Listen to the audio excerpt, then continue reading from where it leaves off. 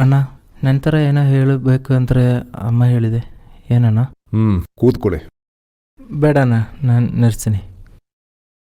ಇವತ್ತು ಏನು ಕೆಲಸ?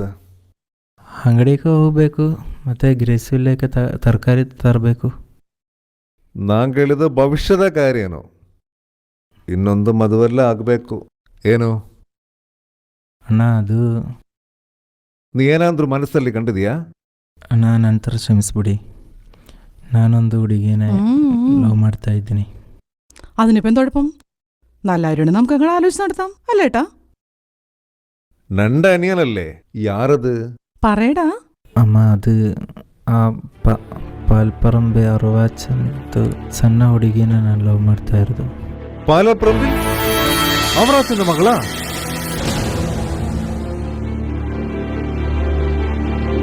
ಬೇರೆ ಯಾರು ಸಿಕ್ಕಿಲ್ವಾ ನಿನ್ಗೆ ಲವ್ ಮಾಡಕ್ಕೆ?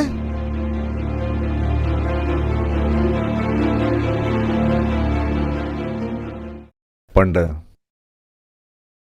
നമ്മുടെ അപ്പാവുമായുള്ള കൂട്ടുവ്യാപാരത്തിൽ അപ്പാവായ സതി ചെയ്ത് നമ്മുടെ സ്വത്തുക്കളെല്ലാം തട്ടിയെടുത്തതിൻ്റെ പേരിൽ നಮ್ದು ಅಪ್ಪ ಅವ್ರ ಮೇಲೆ ಕೇಸು ಕೊಟ್ಟಿದೆ. ಆ ಕಾರಣ ಕೊಂಡು ಅಯಾൾ ಸ್ವಲ್ಪ ದಿವಸ ಜೈಲಾಯಿತು.